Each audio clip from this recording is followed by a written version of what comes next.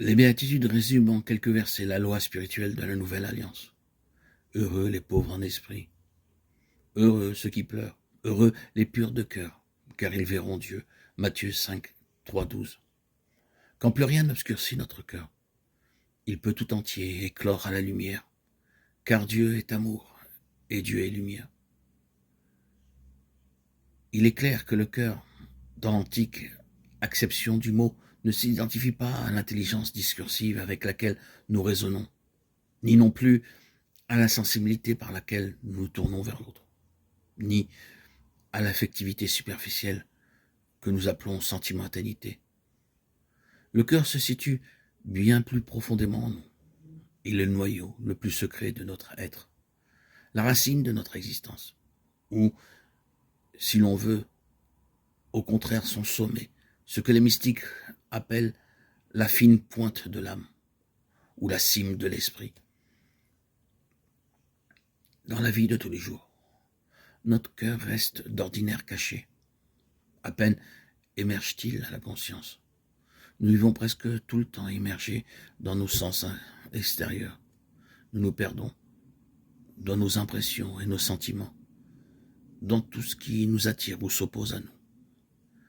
Même si nous voulons vivre à un niveau plus profond de notre personne, nous dévions d'habitude vers l'abstrait.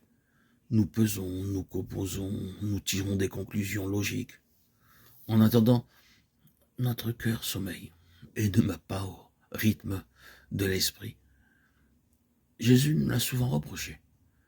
Notre cœur est aveugle, endurci et fermé. Marc 8, 17. Il est lent et paresseux.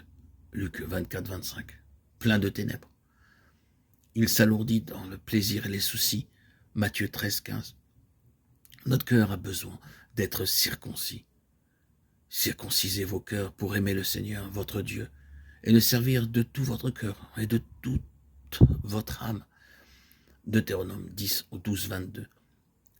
L'amour pour Dieu et pour le prochain en sera le fruit, car d'un cœur bon procèdent de bons fruits. Matthieu 7, 17. Retrouver le chemin vers son cœur est la tâche la plus importante de l'homme. En quête d'un espace intérieur et encore inconnu, l'homme est un pèlerin à la recherche de son cœur, de son être le plus profond. Chacun porte en soi, selon l'admirable expression de saint Pierre dans sa première lettre, l'homme caché au fond du cœur, 3, 4. Celui-ci est notre réalité la plus profonde. Nous sommes cela sans plus. Là, Dieu nous rencontre et à partir de là seulement nous pouvons à notre tour rencontrer les hommes. Là, Dieu nous parle et à partir de là nous pouvons nous aussi avancer, communier avec Dieu. Là nous recevons de lui un nom nouveau et encore mystérieux que lui seul connaît et qui sera notre nom pour l'éternité dans son amour. Et à partir de là seulement nous pourrons prononcer le nom d'un autre dans le même amour. Mais nous n'en sommes pas encore là. Nous sommes seulement en route vers notre cœur.